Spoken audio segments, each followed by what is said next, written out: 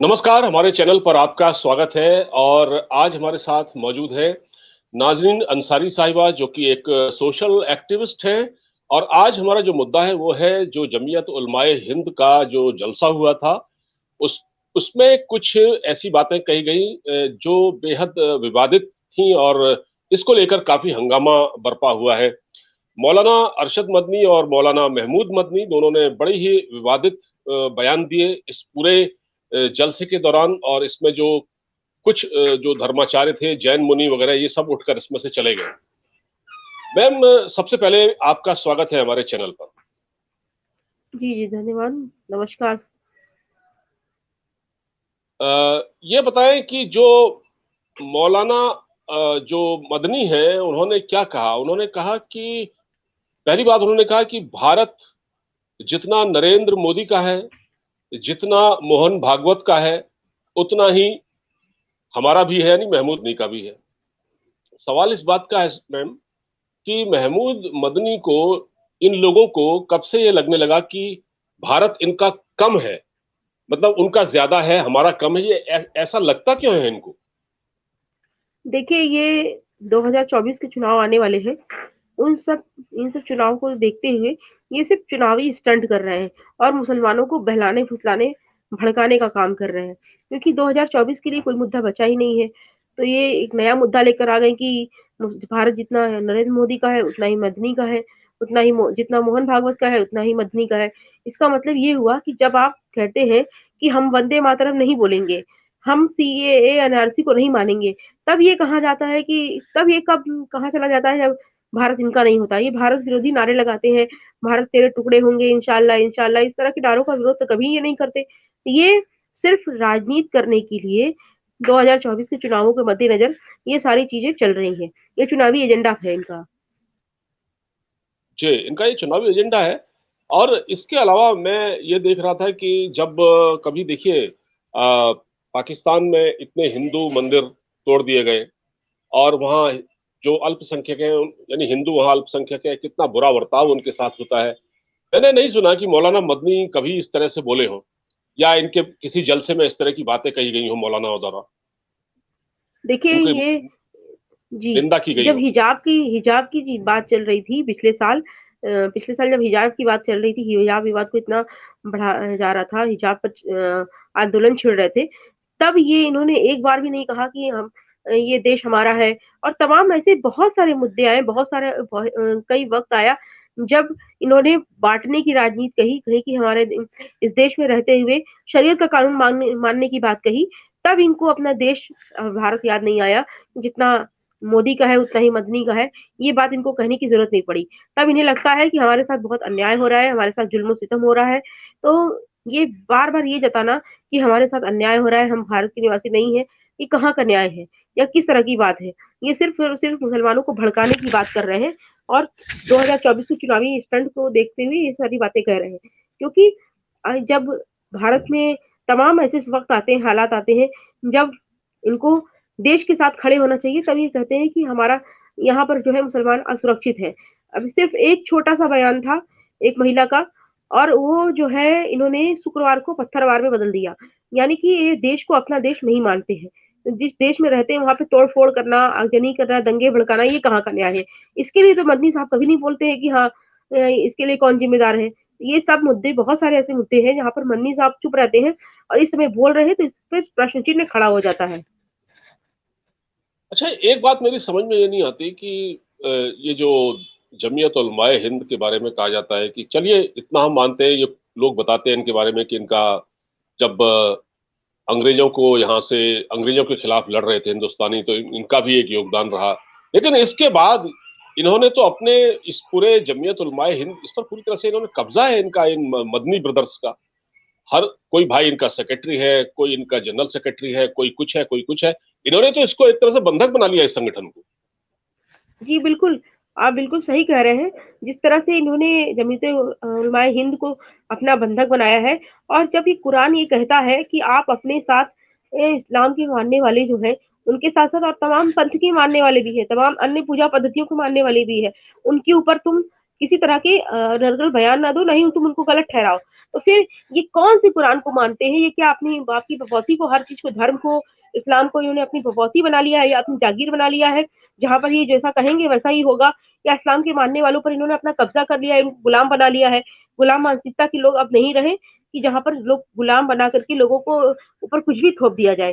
तो बिल्कुल आपने सही कहा कि इन्होंने पूरा अपना ब्रदर्स गैंग बनाया हुआ है, जमीयत उलमाए हिंद के नाम पर, और वैसा ही काम all India Muslim personal law board कर रहा है, जो मुसलमानों का ठेका लेकर के ये कहने का काम कर रहा है कि जो all India Muslim personal law board होगा, उसका फैसला सब मुसलमान मानेंगे। तो ये ठेकेदारी चलाने का धंधा अब बंद कर दें ये लोग।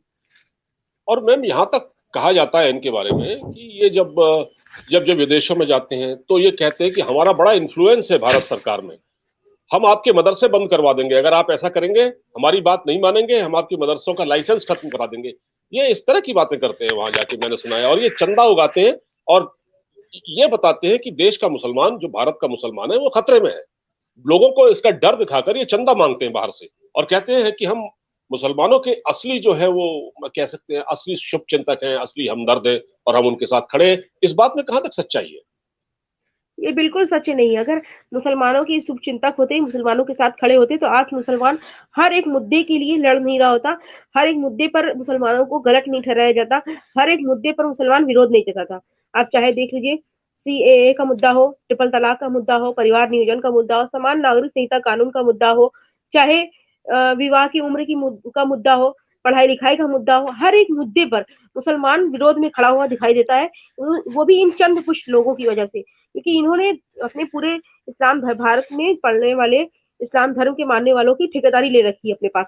ये जैसा चाहते हैं, इनके पास विदेशी फंडिंग होती है, जैसा वो लोग चाहते हैं वैसा ये बोलते हैं। तो ये पाकिस्तानी एजेंट है जो भारत में बैठ करके पाकिस्तान के इशारे पर काम करते हैं और यहाँ के मुसलमानों की ठेकेदारी करते हैं। तो ये बिल्कुल सच नहीं है कि ये मुसलमानों के शुभचिंतक है। अगर ये मुसलमानों के शुभचिंतक होते, चाहे ओवैसी हो, मदनी हो, चाहे बुखारी हो, ये लोग बिल्कुल भी शुभचिंतक नहीं, सिर्फ धर्म के ठेकेदार बने हुए हैं। और उसपे भी ये सोचते हैं कि इनकी ठेकेदारी चले, इनकी बात मानी जाए। ये गुलाम बनाकर रखे मुसलमानों को, महिलाओं को जो है सिर्फ सेक्स स्लेव बना के रखे। तो इस तरह से ये ठेकेदारी चलाने का काम कर रहे हैं। बिल्कुल सच्चाई नहीं कि मुसलमानों के शुभचिंतक अगर होते, तब तक मुसलमानों की दशा और दिशा दोनों बदल रही होती। जी। अब जो इन्होंने जलसा किया इसमें ये इस तरह की बातें कर रहे थे, जैसे एक छोटे मदनी और बड़े मदनी दोनों, वो अपने अपने तय वो इतिहासकार बन गए। वो कभी कहते हैं राम पहले थे, शिव पहले, शिव बाद में आए। ये इस तरह की बातें करके और एक सुपीरियर दिखाना अपने आप को, भाई वो मंच अगर भाईचारे का मंच है तो उसमें वैसी बातें की जाए, उसमें ये कहां से कहां चीजों को ले जाते हैं। क्या इनको मुसलमानों का चौधरी बनने का बड़ा शौक है? जी, बिल्कुल शौक है। और दूसरी चीज़ की जो इन्होंने कहा कि हिंदुओं को लेकर के टिप्पणी की, ये बिल्कुल नाकाबिले बर्दाश्त है। अगर एक छोटी-सी टिप्पणी एक महिला ने की और उसके लिए पूरा जो है देश भर में आग फैल गई। शुक्रवार को जो है इन्होंने पत्थरवार बना दिया और तमाम तरह के सर तन से जुदा होने के नारे लगने लगे। तो मैं बहुत खुश हम लोग बहुत खुशनसीब हैं कि भारत देश में रहते हैं। भारत के हमारा राष्ट्र है और यहाँ हिंदू जो है, हिंदू धर्म के मानने वाले सनातन भाई-बहन हमारे अपने हैं। क्योंकि अगर यही यही बात जो उन्होंने अभी कही किसी और देश में या मुसलमानों के लिए कही गई होती, मुसलमानों के विरोध में, तो अब तक पूरे देश में आग लग गई होती। पूरा देश ही नहीं, पूरी दुनिया के अगल-बगल के इस्लामिक राष्ट्र भी, वहाँ पर भी बवाल मच गया होता। तो ये बहुत खुशनसीब हम लोग हैं कि जहाँ पर हिंदू भाई-बहन हमारे हैं, तो उन्होंने बहुत शांतिपूर्वक अभी तक शांति बनाए रखी है, तमाम बातों को सुनने के बाद। तो ये इस तरह की टिप्पणी करके अपने आप को बड़ा दिखाने का ये कौन-सा धर्म है भई कि जो कहे कि हम बड़े हैं, हम बड़े हैं, ये ठेकेदारी कौन चला सकता है? ये ईश्वर जानता है, ईश्वर मनुष्य के कर्मों के अनुसार, धर्म के अनुसार उसको नहीं जन्नत या जहन्नुम मिलेगी, उसके कर्म के अनुसार उसको उसका फल मिलेगा। तो ये आप कौन होते हैं तय करने वाले कि कौन धर्म बड़ा है, कौन धर्म छोटा है, कौन पहले आया, कौन बाद में आया। सत्य सनातन शाश्वत है, तो इसलिए सत्य सनातन सनातन संस्कृति ही सत्य है, इस बात को मानना पड़ेगा। नहीं, आप मुझे ये बताएं कि इनका ऐसा क्या योगदान है, इन्होंने क्या, मतलब जैसे एक दो तीन अगर कोई पूछा जाए कि मौलाना मदनी या जमीयत उलमाए हिंद ने कुछ ऐसे काम किए हैं, चाहे तालीम के क्षेत्र में, चाहे दूसरे क्षेत्र में, चाहे हेल्थ के क्षेत्र में, क्या काम किया है इन्होंने, और फिर मुसलमान इनको क्या अपना रहनुमा मानता है? वो जितनी भीड़ में देख रहा था वहां पर, वो भीड़ इकट्ठी कैसे होती है, वो कौन मैनेज देखिए करता है? ये भीड़ सिर्फ ये लोग पैसे के बल पे इकट्ठा करते हैं। दूसरी चीज़ कि अगर ये मुसलमानों को के रहनुमा हैं, तो मुसलमानों को आज तक अपना रास्ता क्यों नहीं अच्छा रास्ता दिखाया इन्होंने? और सिर्फ उन्होंने एक ही काम किया है, एक बहुत बड़ा काम किया है, वो है धर्मांतरण कराने का काम। लोगों को मुसलमान बनाने का काम, चाहे वो लव जिहाद के नाम पर हो, चाहे किसी और नाम पर हो, चाहे वो किसी भी नाम पर कर रहे हो, ये सिर्फ और सिर्फ मुसलमानों के धर्मांतरण कराने का काम कर रहे हैं। और दूसरी चीज कि ये भारत में रहते हुए भारत विरोधी नारे लगाने का भी काम करते हैं। और जब परिवार नियोजन की बात आती है, तो मुसलमानों के घर में आप देखिए भुखमरी, कंगाली, बदहाली, शिक्षा कुछ भी नहीं ढंग से है। तो इसके जिम्मेदार यही लोग हैं, क्योंकि इन्होंने कहा कि 2 बच्चे पैदा करेंगे, परिवार नियोजन अपनाएँगे तो अल्लाह नाराज़ हो जाएगा। तो ये अल्लाह का डर दिखा-दिखा करके बार-बार लोगों के अंदर लोगों को बदहाली और का शिकार बनाते चले आए हैं मुसलमानों को। इसलिए ये लोग इन्होंने सबसे बड़ा योगदान यही किया है कि पहला तो लोगों के अंदर मुसलमानों के अंदर जागरूकता नहीं लाई, तीसरा इनको अनपढ़ बना के रखा, चौथा इनको बेरोज़गारी, बदहाली का शिकार बनाया। तो ये सब शिकार इन सारी बुराइयों के पीछे इनका ही हाथ रहा है। और मुझे ऐसा लगता है कि जो सुन्नी जो ये पर्सनल लॉ बोर्ड है, मुस्लिम पर्सनल लॉ बोर्ड, और इनका एक अलायंस है। ये अपनी दुकानें मिलके चलाते हैं। मतलब अगर जैसे जी। कॉमन सिविल कोड की बात आई तो ये खड़े हो जाते हैं, ट्रिपल तलाक के खिलाफ जब हुआ तब ये खड़े हो गए। तो ये इनकी हिपोक्रेसी सामने आ गई। क्या कहना चाहेंगे इस बारे में? देखिए, बिल्कुल मैं कहूँगी कि all India Muslim personal law board हो, चाहे जमीयत उलमाए हिंद हो, इन दोनों में देख लीजिए महिलाएँ कहीं पर भी दिखाई देती हैं। और जब आप कहते हैं इस्लाम में महिलाओं को श्रेष्ठ दर्जा प्राप्त है, तो आप अपने यहाँ महिलाओं को क्यों नहीं रखते? भई महिलाओं के हक के फैसले लेने हैं, महिलाओं को मुस्लिम विवाह अधिनियम चाहिए या मुसलमानों या फिर तमाम दूसरे हुकूक चाहिए या फिर और तमाम तरह के फ़राइज़ हैं जो चाहिए, तो वो आपको जब देना है तो आप महिलाओं के हक के फैसले करने के लिए भी पुरुष खड़े हो जाते हैं और ये कहते हैं कि महिलाओं को अक्ल नहीं है। जब आप एक महिला के गर्भ से आ रहे हैं और महिला के पैरों के कदमों तले जन्नत कहा जा रहा है, तो फिर आप 2 तरह की बातें कर रहे हैं। एक तो कह रहे हैं कि आप महिलाओं को अक्ल नहीं है, दूसरी अपने किसी भी संगठन में एक भी महिला को इन्होंने नहीं रखा। कहते हैं कि और इस्लाम जो है जी, सबसे ज़्यादा महिलाओं की हिफाज़त करने वाला धर्म है। तो उसमें आप देखिए कि ना महिलाएँ उलमा है, ना इमाम है, ना ही कोई हाफ़िज़ है और तमाम तरह के जितने भी पोस्ट हैं, कोई भी पोस्ट महिलाओं के पास नहीं है। इसका मतलब ये है कि आपने महिलाओं को कभी अपने बराबर समझा ही नहीं है। अच्छा, ये अभी इन्होंने जो प्रस्ताव 3-4 प्रस्ताव 5 प्रस्ताव इन्होंने पारित किए, उसमें हालांकि इन्होंने कहा है महिलाओं की शिक्षा के बारे में, महिलाओं को आगे बढ़ाया जाए। ये बात केवल कहने भर की है? आपको लगता है कि इस पर कभी ये अमल कर पाएंगे?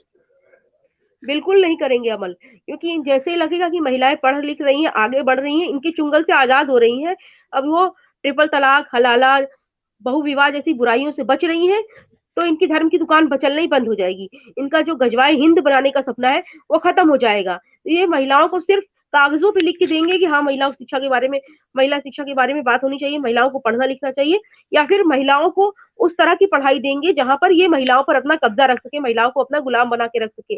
चाहे वो देखिए इतना बड़ा हिजाब का विवाद हुआ, कोई भी मौलाना खुल कर के सामने नहीं आया, चाहे ईरान में हुआ हो, चाहे भारत में हुआ हो। सब जगह कट्टरता दिखाई दी कि ईरान में हिजाब के नाम पर कइयों को फांसी लगा दी गई और भारत में हिजाब के नाम पर ये कहा गया कि हिजाब हमारा अधिकार है। पढ़ाई की जगह हिजाब में उनको उलझा दिया गया। तो ये हिजाब में उलझा करके रखने की के साथ-साथ महिलाओं को गुलाम बनाने वाली मानसिकता वाली पढ़ाई भी पढ़ाएँगे। बिल्कुल। और ये जब उसकी बात आती है, एक समान नागरिक संहिता, कॉमन सिविल कोड की बात आती है, तब भी ये चाहते हैं कि ये अपने हिसाब से इसको लागू करें।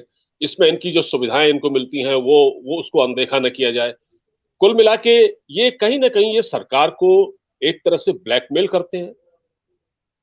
बिल्कुल, ये सरकार को ब्लैकमेल करने के साथ-साथ ये सोचते हैं कि जो हम कहें, जो 70 साल से कांग्रेस करती चली आ रही है, इनके तुष्टीकरण की राजनीति, वो अब भी जारी रहे। इनको तुष्टीकरण करने के लिए चाहे हमको महिलाओं की बलि देनी पड़े, चाहे गलत फैसले लेने पड़े, ये किया जाए। सरकार अब क्योंकि वर्तमान सरकार ना यूपी में और ना ही देश में ऐसा सोच रही है सरकार। सरकार खुले दिल से फैसले ले रही है, तो इनको तकलीफ हो रही है क्योंकि इनकी दुकानें चलना बंद हो रही हैं। धीरे-धीरे मदरसों में एनसीईआरटी के कोर्स चलाए जाने लगे, धीरे-धीरे मदरसों में परिवर्तन हो रहा है, धीरे-धीरे चीज़ों में बदलाव हो रहा है, तो इनको बहुत सारी दिक्कत हो रही है क्योंकि इनके मन का काम नहीं हो रहा है। इनकी जो गुलाम बनाने वाली मानसिकता थी, जो गुलाम बनाने वाली गुलाम शिक्षा थी, वो खत्म हो रही है, शिक्षा नीति बदल रही है, तो इसलिए इनको दिक्कत हो रही है, तकलीफ हो रही है। जी, जी, आपने बहुत सही कहा। और ये कहीं न कहीं अपने आप को एक सुपीरियर साबित करने के लिए और कहीं न कहीं ये सरकार को डोमिनेट करने के लिए और सरकार को कहीं न कहीं क्योंकि वो चुनाव आने वाला है इसलिए सरकार को ब्लैकमेल करने के लिए ये एक प्रेशर बनाते हैं हमेशा और एक अलग अलग ये लाइन लेके चलते हैं। आपने बहुत सही कहा मैम, आप हमसे जुड़ी, आपका बहुत-बहुत धन्यवाद। जय हिंद, नमस्कार। जय हिंद, जय भारत, वंदे मातरम।